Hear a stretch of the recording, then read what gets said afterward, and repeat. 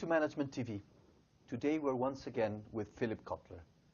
Phil is the world's most renowned expert on marketing. He is the creator of the field and has written over 50 books, 10 of which have been in the last 5 or 6 years, and has recently published a book on Marketing 3.0. And we're going to learn about it with him today. Thank you very much, Phil, for being with us today. Happy to be with you always, Eduardo.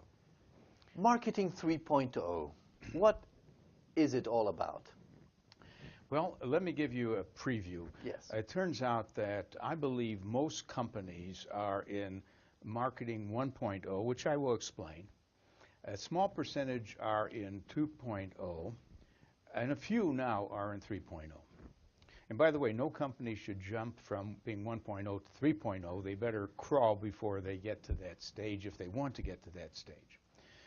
A Marketing 1.0 company is doing the job, a good job. They are being efficient and profitable, making something for a lot of people. However, some companies have decided to learn more about who they're selling to. Okay. They move from just making and selling a good product to understanding their customers with big databases and watching movements in their customer fans and so on. And that is 2.0. And 3.0 goes further than that. 2.0, if you were to describe it with one word or one concept, what is Marketing 1.0? Well, 1.0 is appealing to the customer's mind wherever you can find customers. Okay. And 2.0 is appealing to the customer's heart by knowing a lot about the customer and trying to get closer to serving the customer. Okay. And now, yes, Marketing 3.0? And Marketing 3.0 is about knowing the customer is more than a person simply interested in a product that you're providing, but is a person who has concerns. Because the world is kind of getting more and more unstable. There's the question of, will the planet run out of resources? There's the question of poverty, water shortage. And so it's a context for a company saying, we care too. We not only want to sell what you want in the best form possible, but we would like to make sure that we understand the world you're living in, and we're trying to make a difference and also make a better world. That's 3.0. In one word would be? Caring about the planet and the world. Okay. Let's try to define the basic marketing concepts and apply them to Marketing 1.0, 2.0, or 3.0. Sure. For example, positioning. What is positioning? Well, positioning is letting your target customers know how you will differ from the other competitors in offering points of difference and not only points of parity. We use those terms. Most companies have to at least do the same thing the other companies are doing. Then they're on par with that. But you take a company like Starbucks, they're not only make sure that the coffee is fresh and that and it delivers what coffee should deliver, but they add much more. They're positioned as giving a finer coffee, more types of coffee, and a whole experience in a place where you're going to enjoy the moment of coffee. That's positioning. Segmentation. Segmentation is the recognition you can't serve everyone with equal satisfaction. I'll give you an example of that. McDonald's believes in a thing they call brand journalism. That is, they stand for this idea of QSCV. Let me explain. Their formula is always quality, service, cleanliness, and value. QSCV. But you know, what they should really emphasize differs from whether they're trying to reach the teenager, they're trying to reach the mother of children, the senior citizen. And so within the QSCV, they have a different but consistent message with the QSCV for each segment of the market. In both positioning and segmentation, the difference between Marketing 2.0 and 3.0 is to add those dimensions of caring society and planet? Yes, right. When you're a 3.0, you also have to be a 1.0 and 2.0. They're addition more pillars to your marketing strategies? By all means. Okay. Don't become good at 3.0 without being good, basically, with your basic product and your customer understanding. The marketing mix, Yes. the 4 Ps. Yeah. Is it still a valid concept for the marketing 3.0? It is definitely still the basis of any brand plan. But there's one addition now called co-creation that was missing.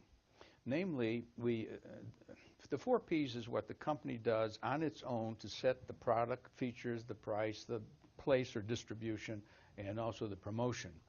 But you know, in setting those things, they ought to engage their customers who really love them. Let's assume that some companies have customers who love them. Companies like, for example, Harley-Davidson, where people who drive motorcycles, they often say, Harley, can we help you?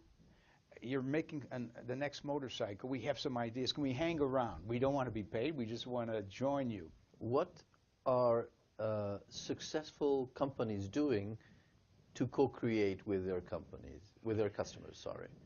They're basically building a love affair with their customers. And I can say more about what we've learned about that. It's not only in a book, Love Marks, but there's a book called